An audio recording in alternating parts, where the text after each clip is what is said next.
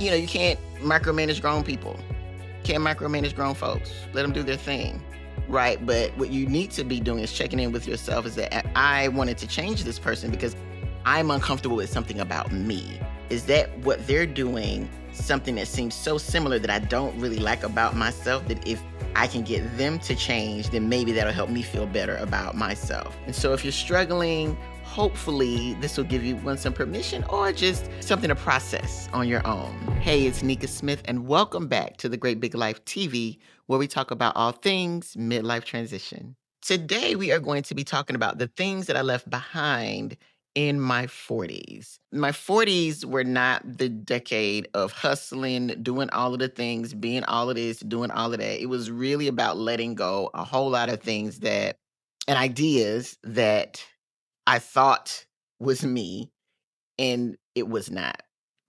And I want to share those because I'm now at the end of my 40th decade, going into my 50th decade. And I thought it would be really helpful to share with some of you who are just turning 40 or maybe even about to, or maybe in your mid 40s and still kind of struggling with holding on to a lot of truly, really ideas and habits and things. And so these are the things for me that I left behind. I have five of them that I'm going to discuss with you today. And I hope this is helpful to you if you're in that struggle of there's certain things that I've done or have been doing for a long time and they don't feel as natural to me. They don't feel like me anymore. And so if you're struggling, hopefully this will give you some permission or just something to process on your own. But before we get into that, make sure you download my midlife transition checklist. It's in the description. Go ahead and click that. Go ahead and download that so you can receive that because I think that's going to help you as I talk about some of the things I discussed today and beyond, because I'm going to talk about the things that I picked up in my 40s, right? The things that I now do that I didn't do. But right now, we're going to talk about five things that I no longer do in my 40s. So let's start with number five. So this is going to be like a countdown, all right? So, number five, things I don't do anymore, being afraid of the worst that can happen. I've survived some things that I never thought I would go through during my 40s. That is not having a full-time job, being underemployed, being unemployed, not being able to pay bills, not, being able to have my car, all kinds of things I went through at the beginning of my 40s. I did not have a fun introduction to my 40s. And before that, I would have thought my life would have ended had I gone through that. And some of you might be not living your life because you're worried about what's the worst thing that can happen. And let me tell you, sometimes the worst thing that happens to you is the best thing that can happen to you. For me, it was one of the best things. Yes, people talked about me. Yes, people had things to say. But for me, like I knew like I needed to go through that so I can get to where I am and most certainly get to where I'm going. So being afraid of like what the worst thing that can happen. What if I lose my job? Or what if I take this opportunity and it's not the same as the other? Okay, well, all right. What if I get laid off? You might. Then what? Right? Is that the worst thing? There's a quote that I see that says, "Did you die though?" Right? And you didn't. So, me having experienced a lot of death over the past few months, it just is a reminder of I'm still here. So, there's so much more for me to do. And even though those things were hurtful, they aren't the worst things. So, how can I continue to move forward? So, don't be afraid of what's the worst that can happen because it could be opening up a door for you that you've been afraid to go through in the first place. So living my life in a way, well, I was worried about what this might happen if I go make right or if I make a left, if I make this decision versus that decision. And sometimes you got to make a decision. You just got to move. You just got to do the thing. And the worst thing that can happen is I'm going to learn from this situation. So I really had to change my narrative, and I'm hoping that you'll be able to do that too if that's one of your fears of being afraid of what's the worst that can happen to you. Number four, the fourth thing that I stopped doing was trying to change people. I think the biggest part of me no longer wanting to change people was that I became less self-critical. Well, what does that have to do with changing anybody else, right? Well, generally, and not all the time, but sometimes, often, people that are critical of others are generally very self-critical, right? They criticize themselves. They're harder on themselves than anybody else. And so they take that self-criticism and they project that onto other people. And so while they might need to be doing some change and they're thinking, well, how can I get them more aligned with who I am so that I can be more comfortable with them, but really be more comfortable with myself? That might go over your head. And if that doesn't make any sense, it makes sense to me. To leave a comment in the chat and we can talk more about it. But you can't micromanage grown people. Can't micromanage grown folks. Let them do their thing. Right. But what you need to be doing is checking in with yourself is that I wanted to change this person because I'm uncomfortable with something about me. Is that what they're doing? Something that seems so similar that I don't really like about myself that if I can get them to change, then maybe that'll help me feel better about myself. And that usually doesn't work that way. I had to come to a place in my life where I had to believe who people were, not who I wanted them to be. I think I probably experienced a lot of suffering in a lot of ways because I believed or thought that people should behave or act in a certain way. This is how you should show up, right? Whether it is in a relationship, whether it is with your family or work, whatever it is, or whether just, in the grocery store. Okay? Believing that, you should show up this way.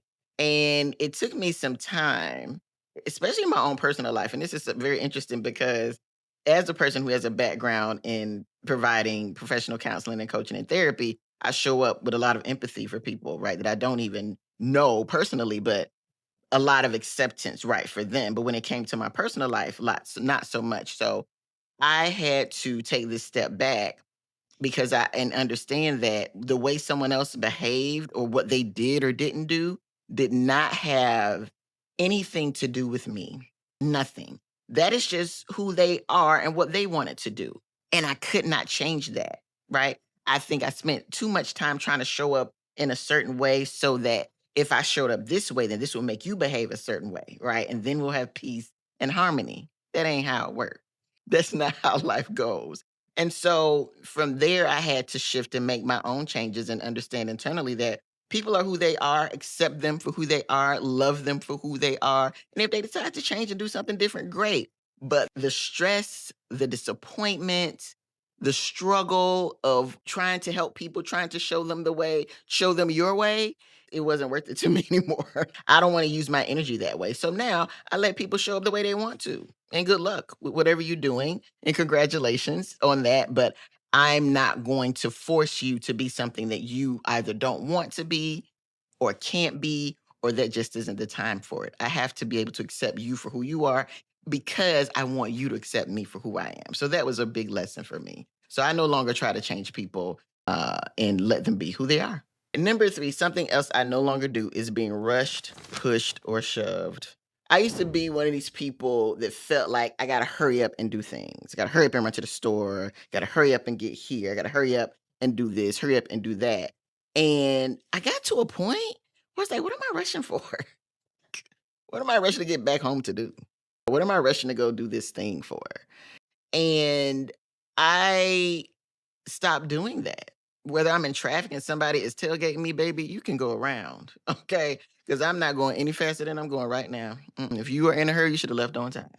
But I'm not going to be rushed. I'm not going to be rushed by anybody. I'm not making anybody else's emergency my emergency, right? If you knew you needed this thing done 30 days ago and you come telling me about it 2 days, 2 days ago, and it's now an emergency, then no, because it's so much pressure that you begin to put on yourself and this responsibility on something that generally is non-existent or not really your problem. Yes, you can be helpful. Yes, you can help do things. So I've just learned a lot to just go with the flow. And the other piece is being in this menopausal, perimenopausal frame of life, like you're just slower. It takes me a longer time to get ready than it used to. I used to be one of these people like I'm gonna be on time and everything, and I am generally on time. But if I'm picking the time to do something, I am making sure that I have enough time to get dressed. Well, first of all, enough time to take a nap. Okay, get dressed and get there. Right, and I live in Metro Atlanta where traffic is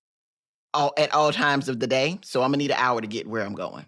Okay, but just slowing down, tasting your food, drinking your water, watching the clouds float by. But sitting in your space and allowing yourself to pause. So, not rushing or pushing yourself and not being rushed or pushed by other people.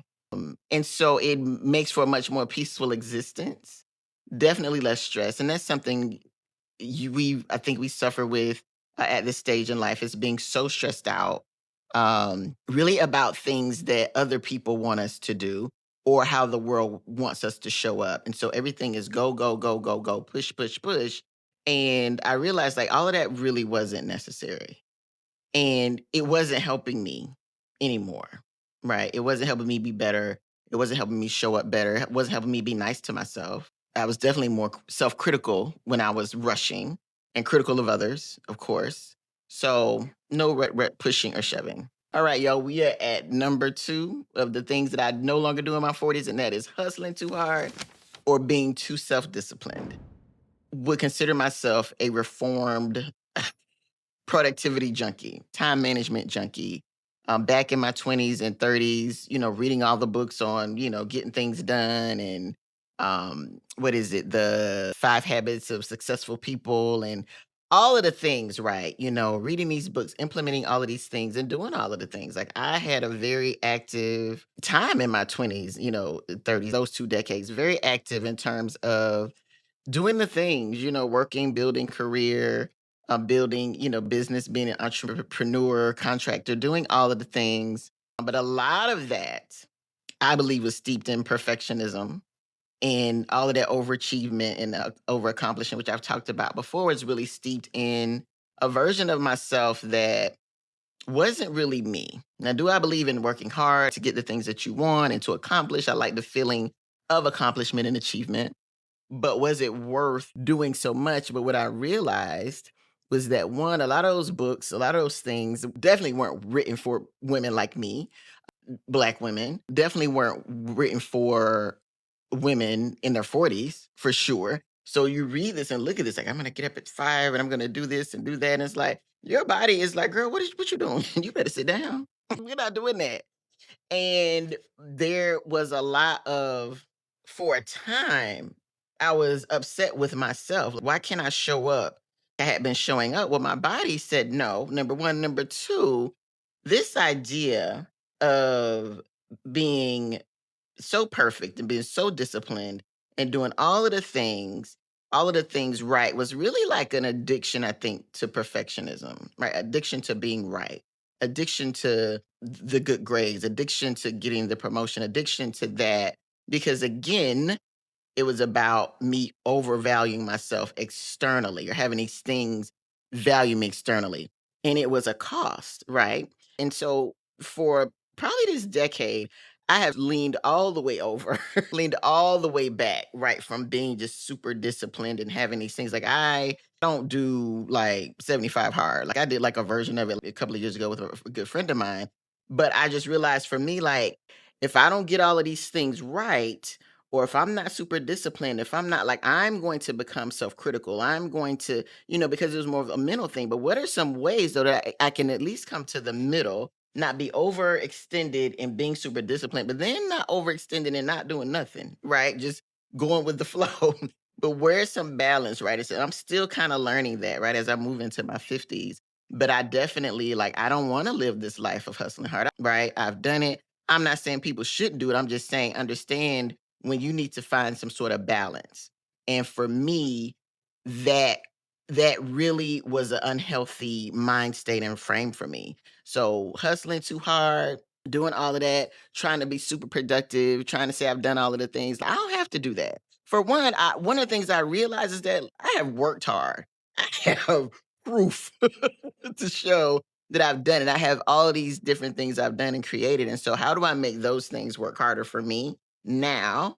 And let me be able to find that balance and find that sweet spot in working gracefully, right? And doing the things I love to do and being more creative versus being productive. Yes, productivity is important, but so is my peace of mind. So is my ability to feel whole, right? And to feel well. So that's number two. I'm no longer hustling hard or trying to be super disciplined or trying to impress nobody by all of the things I've done. Number one, My number one thing that I no longer do in my 40s is let people pay me in compliments. Woo, baby, let me tell you something. As someone, and if you are a high achieving woman in midlife, people I'm sure have paid you billions in compliments. You did such an amazing job. What would we do without you? You're great. You're amazing. We just need one of you. No, we need 10 of you, right? If we could just duplicate you. All these wonderful compliments. And you can't even promote me.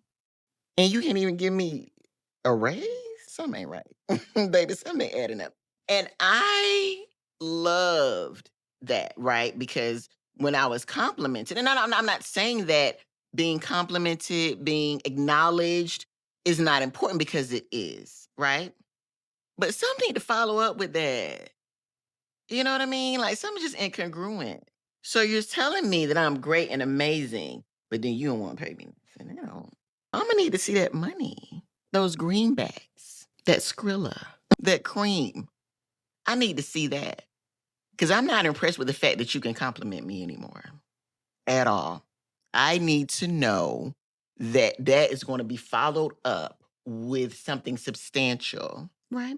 And if it isn't, I get to decide how I want to deal with that. But I don't allow you to think that it's okay to pay me in compliments. That's in relationships too. I'm talking about work and business, but relationships too. People can tell you, "Oh my God, you're amazing. I've never met a woman like you." Yes, you have. And if you have not, then why you acting like that? You can't make a commitment. Get out of my face.